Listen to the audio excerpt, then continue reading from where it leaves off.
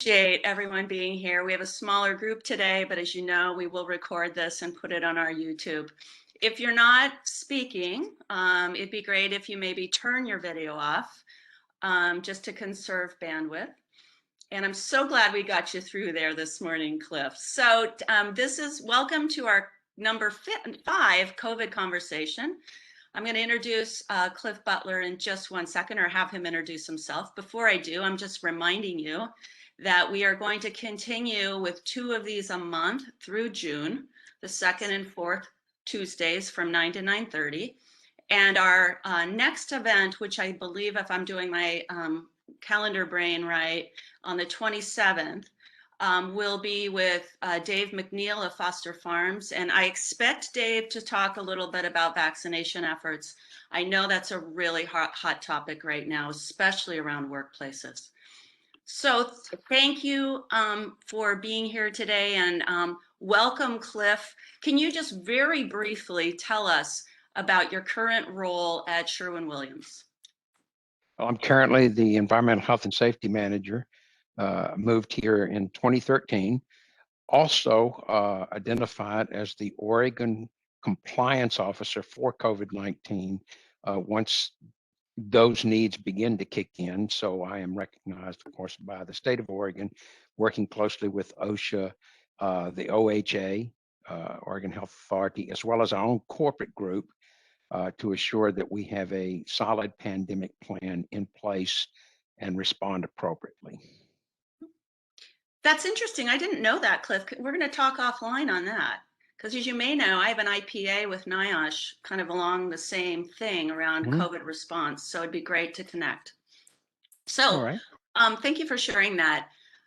COVID and the pandemic, as we all know, has changed work for everyone. And it's been interesting as we move along through the weeks to see what things are changing, you know, what's still an issue. And so my first question to you, and it may be a tough one, is, you know, what have been the biggest challenges you all have faced within your operations? And maybe I should ask, can you just share how many people do you have? You know, kind of really like in a sentence or less, what are you doing in your manufacturing operations? We are the Purdy brush manufacturing. So if you walk into Lowe's, you will see the Purdy brush display there in the paint area, paint brushes and rollers.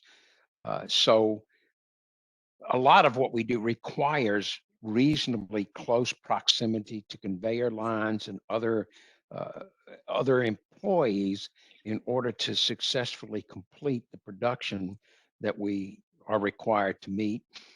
So a great challenge as we looked at COVID was, how do we protect our employees, maintain 6-foot social distancing, and you know, how do you do that when you're sitting by conveyor lines and people can reach across and just tap each other on the shoulder almost? Obviously, they can grasp fingertips. So we initially moved equipment in every direction imaginable, and people changed the whole production process. People had to walk to the conveyor line, of course, mask up for the 6-foot distance, and then we began to build plexiglass guards that went up so that we could move things back into place, maintain some barrier protection in all of our areas. And just it was a real challenge moving all that equipment, all the manpower put into that effort, and just sustain that protection for employees as everybody was fearful. Nobody really understood what was going on.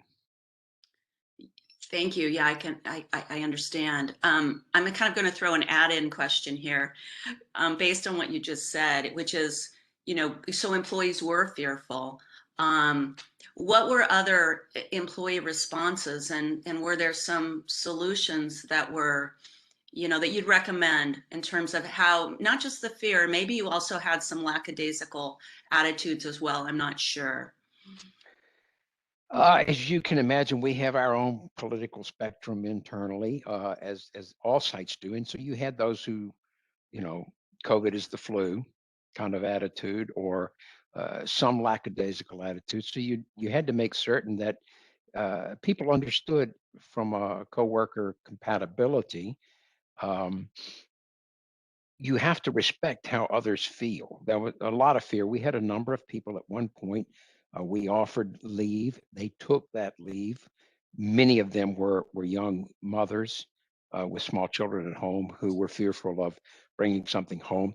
And I did see a question pop up about involving the employees in that redesign, and absolutely, um, we we just do that because management leadership, employee engagement is our leading focus area. We don't act without involving those employees in that steps that we took. So the fear was a lot. So we also did kickoffs talking about the numbers that were out there. We have a whole PowerPoint that was developed initially. We, like many businesses across the country, faced OSHA complaints from employees. Um, and the foundation of all of ours was that pretty much employees felt fearful of saying, no, give me my 6-foot distance, expecting management to follow everyone around. So it came to the point of just having to say, folks, you have to speak to protect yourself. You've got to look out for you. You've got to make sure the other folks know what you expect from them. And then if there's an issue there, we as management will step in. We never had to. Employees were very cooperative to get that protection in place. Thank you for addressing that question. And thank you, Marilyn, for asking. I think it also, really brings up how important culture is. We talk culture all the time, and we talk about it with total worker health. And, with COVID, certainly, and I know all of you that are listening in have seen this or imagine it as well, how much that brings up whether we trust or not, right? Very much. Employees had to believe that the management doesn't necessarily have all the answers. Sometimes they have the answers. And so we try to engage as much as humanly possible. Um, we have a management team that when employees work overtime, we're here. If they're working Saturday, we try to be here for a period of time. Uh, I have a habit of coming in early, so I'm seeing third shift people. I'm staying over for second shift people. So we try to make certain that folks see us, have the opportunity to talk, um, that they feel their needs are being addressed. One of our uh, big pieces of what we do is if an employee requests information or has a concern, we come back to them in 24 hours, even if it means we have to say, I don't have your answer yet, but I don't want you to think I've forgotten about you. We're still looking to find the right answer for you. So it does take cooperation. And fortunately for us, we went into a process some years ago that changed the culture in many aspects from a safety standpoint and created a very unique culture of interaction and cooperation. So, which we may touch on a little later in the recording. Yeah, thank you for sharing that. And I think it's not something we've talked a lot about yet in our previous COVID conversations. So thank you.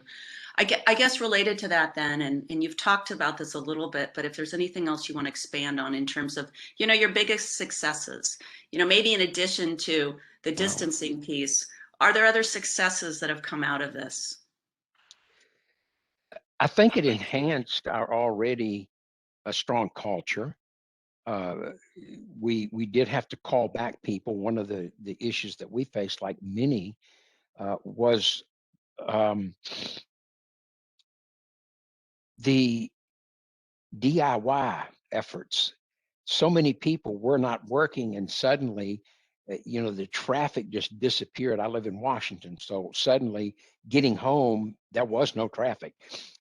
And yet, when I drove by Home Depot and Lowe's, parking lots were packed. You couldn't even get in the door. Lines standing outside. So the DIY efforts, people were doing things at home that they had not done for years because they were working, taking advantage of the weekends. So we were inundated with demand for product, not just the brushes, but the paint side of our business as well. Part of that Sherwin Williams Corporation.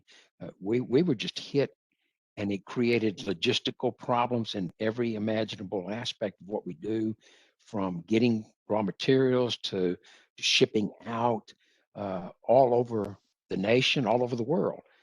And we're still seeing some of that continuing even today. So the employees worked very hard to make certain that we did the right things to protect each other. Folks were really good about wearing that mask within 6 feet. Part of our interconnection is that I am a board member of the Sharp Alliance in Oregon, as well as a board member of the Region 10 Voluntary Protection Program. So we had connections, not just within Oregon, but nationwide, to understand what was going on all over the country. Sherwin Williams has always had a good network all over the nation to know what was happening in other states, what efforts were being made, what plans were out there. So we early on knew where OSHA was going in its cooperation with the Oregon Health Authority to address COVID issues internally in those businesses which continued to operate. We were considered an essential business. So we stayed going big time. I appreciate your comment about the power of networking, right? And communication. And I do Mm. think that there were a lot of businesses that were kind of left behind because they weren't, and I don't want to use the term sophisticated, but they weren't aware of, how to Mhm, follow Oregon Ocean News, or, mhm. and maybe they followed OHA News, but that was really limited on workplace related stuff. So I think it's a great take home for all of us. Many of us do this within our professional societies, but for workplaces to look at things like VPP, right? And Mm. and the Sharp Alliance as great ways to do that. So that's a great addition. Thank you for that. I guess kind of related to that, I mean, they're all related to each other. What do you wish that you knew before, or there are things you wish you'd done differently? Looking back, right? We're all learning as each month continues. How would you answer that? In some senses, you look back and you think, what could I have done to alleviate the fear that many felt? And of course, you ask yourself, is it possible that I might have contributed to that? Because I was one, particularly with my age, and the vaccines as they came out. Um, I think I would be less vocal in telling folks I'm not getting it, which I will say now I have gotten it, because I was always adding, I want to see how this is going to work, and is this effective? Is it the right thing for me to do? I'm 70 years old, so I'm not about to put something in my body if I don't have some good idea about the potential down the road effects of it. My biggest fear, as I shared with people, wasn't so much the fatality rate, although that's certainly scary. It was the aftermath of those who had COVID and the ongoing impact on their personal life. Um, that was the part of it that was much more fearful for me. And so maybe I'd be less vocal about discussing some of those things with people, a little more positive in my approach. Uh, so as I've now come down the road a bit, I've broadcast out, um, how do you get the vaccine? If you're interested, here's what you do. I have gotten it. Here's the after effects I experienced, which frankly were minor, uh, sore arm and some fatigue for a day or so after, but nothing that kept me from work. No sniffles, no flu-like symptoms, nothing. So I've tried to get that out there. Uh, I think also to maybe be more visible. Uh, COVID added a great deal of work to your already uh, known pile of work you had to do. And I think there were occasions when um, I could have spent more time on the floor, Mhm. and probably should have. So I Yeah. think that's really what I would do differently.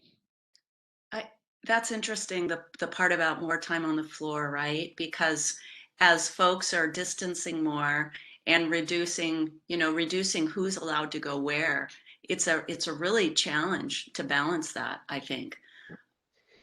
We had a few of our accounting, supply chain, those types of jobs lent themselves from working from home. My job is much more hands-on. You're involved in the uh, interaction between people and equipment, interaction between people and people. You need to be here to see that. Um, it's really not um, something you can do from home. So Mhm. I never worked from home. I've been here the whole time.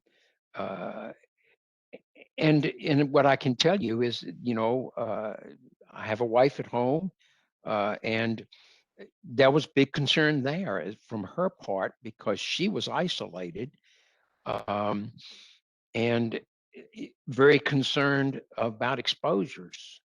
So I had to be very, very careful, and will tell you that even at home, we were very conscious of the fact that I could bring this home. So we kept a distance, and that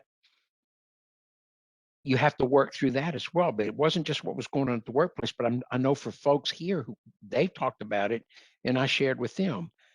As you go home, you'll find yourself keeping your distance in some cases. If you're not, that could be a potential issue for you, especially if you got younger children.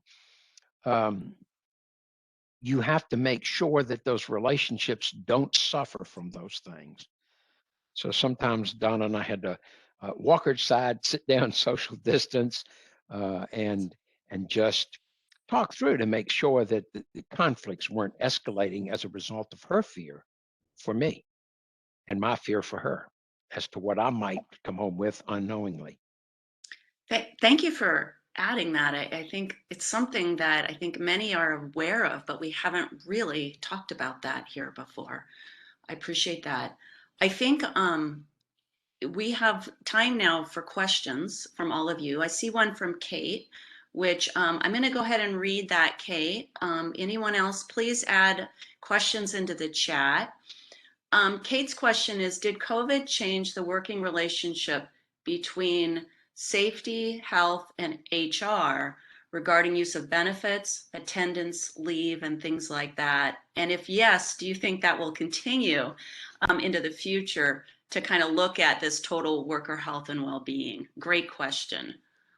It is a great question, and I'm sure for a number of companies, based on some interaction I've had with others, um, that there was some concerns. Uh, for us, uh, I had been to Portland several times before I moved out here to take the role on, and the relationship with the HR department was pretty strong to start with. Um, the building of a pandemic response team internally took place almost immediately. Conversations between the plant manager, HR, myself, as well as our regional safety people and our regional HR, all the way to the top in our corporate group. Um, our our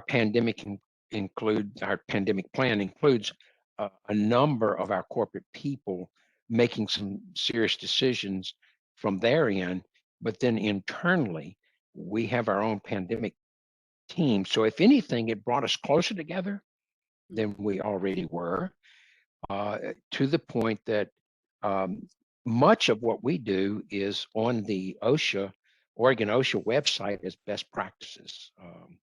We have a number of I think there's a PowerPoint out there, a number of pictures that look at some of the things that we did internally. And then we've had a number of contacts and mentorship of small sites that may not find it quite as easy to respond. So our corporate group provided face masks, even started manufacturing sanitizer at some of our paint operations and gave it away to employees. So this was a interaction between HR, production and operations, EHS. It really tightened those ties corporate wide.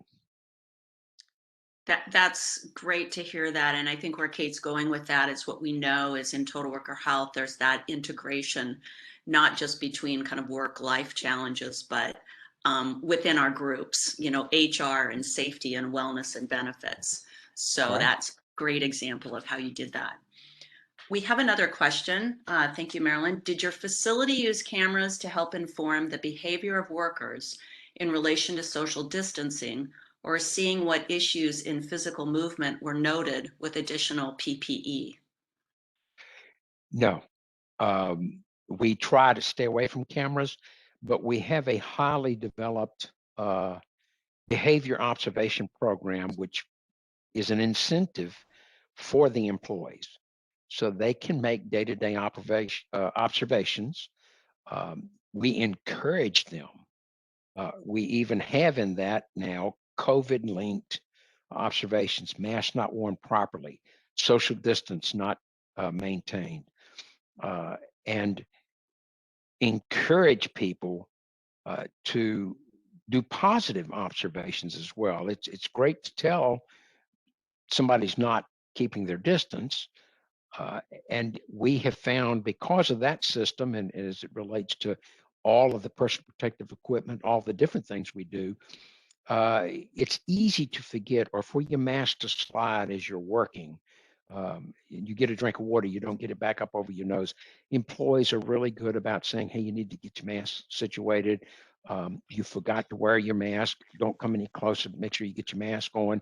And so we saw a lot of observations related to that, and they managed it through the observation.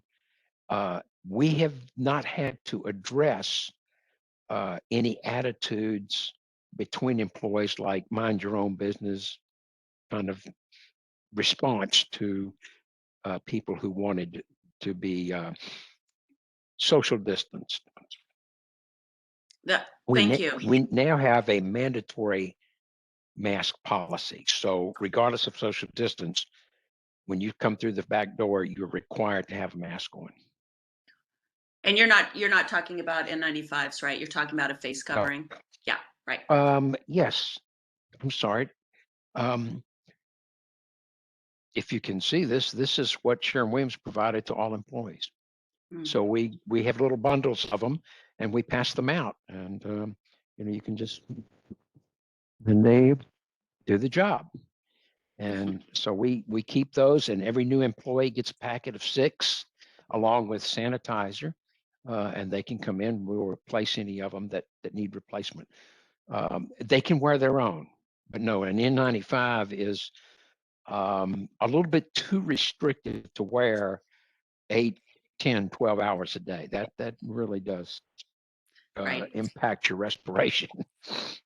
Thank you. Now we've got a whole slew of questions. We probably have time for 1 or 2 more. I don't know if you want to pick one, or I'll just keep reading them to you. I'll start with one. How did you initially address supply challenges for things like PPE and disinfectants?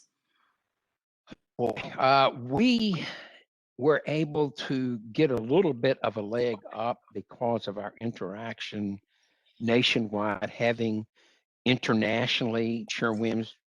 We kind of got a lot of feed from Europe and the area over there about how that was being effective. Some of our suppliers are in Italy, so that was pretty hard hit. We were kind of anticipating some issues. It still affected us. We did go latex gloves,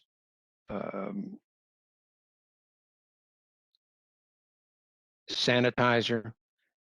So the response of the company was to start to create their own sanitizer.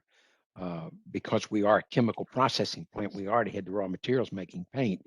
We just changed the production process and started producing small containers of sanitizer to provide. So there was definitely some issues. We handled it through making certain that where gloves were needed, where sanitizer was needed, that we were providing it.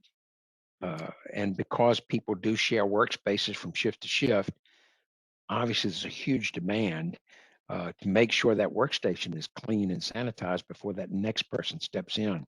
So we had some challenges and we had to tread carefully, but we managed to get through that. Yeah, that's great. Thank you. I'm going to squeeze one more question in here. How are you currently doing with your employment levels? Many seem to be having to hire and having challenges with restoring staff levels because some folks have dropped out of the workplace voluntarily. What have you all noticed at your facility? Well, we have noticed that the demand for product has not lessened in any way, shape, or form. And while we did not lose many people, we lost a few. But I think we're experiencing the same thing many people are. The replacement, the response to recruiting. We're gearing up our workforce, and we have a couple of departments that have now moved to 24/7. So we're really working hard to try to get the manpower where it needs to be to meet the demand for the product. And we, like others, are recruiting for the same workforce base, and we're facing some issues there. We're struggling through. We've offered some incentives for those who recommend people.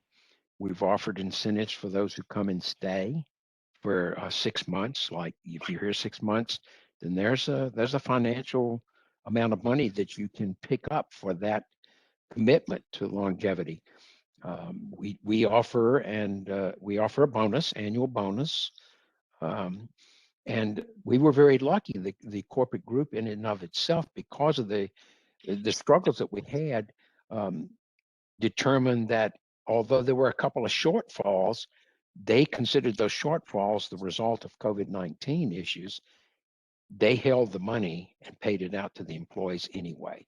So that creates a good employee response, a good attitude for them when that money could have been withheld. It was not. Thank you. That's a great question and good, really interesting responses, and really goes back to the culture that you all have, attempt to create and have created. I think we could go on a long time, Cliff. Well, I'm here. I could take some more questions if you want. Okay. Well, you know what? We'll do that. I have to teach a class at 10, but we could take a couple more questions. So I'm going to go ahead and read. Jamal had one here. And if you all need to leave, you can certainly, of course, do that. And we're still recording this. What is the one factor or multiple ones that made your process easier or successful? Repeat the question. Okay. Yes. What is the one factor or multiple factors that made your process easier or successful? I'm thinking culture, but you might. I'm just. I think the long-term interaction of that management leadership and employee engagement. And I don't know if any of you are familiar with the fish philosophy, comes out of the Seattle Pike seafood market. That has been a long-term training cycle that we use, showing those videos, talking about being there, making their day, having fun, play. So there's some factors from that. That has been a long-term process that we've used within Sherwin Williams. Taught it. I've been teaching it for almost 20 years across our sites. And it really, teaching it to management, teaching to the employees to just really identify the fact that we interact, it's work. It's a dirty 4-letter word. Let's see if we can make it fun and have some fun. We got to be here a long time. We got to interact with each other. Let's just make the best of it. So we try to have some fun. And I think that cultural development of involving the employees, we've never backed off of our safety committees. We meet social distance. We continue our teams meetings online. We continue our efforts in ergonomics, in hazard identification and risk assessment. So we still walk the floor with our teams, still pull them off the floor in spite of what we faced. We still had those meetings and we still invited new employees. So I think it's that culture, that sense of trust that was built. Thank you. What a wonderful explanation. And I think that's a great way to end our conversation today. Cliff, we really appreciate your joining us and taking time to share. On behalf of the Institute and the Oregon Healthy Workforce Center and everybody that were here, thank you. And we will go ahead and put this recording out for everyone, and we'll see everyone in 2 weeks. Well, thank you for the invitation, and thank you so much for the questions. And please feel free to contact us if you feel there's anything we can do to help, or if you have any ideas that might make us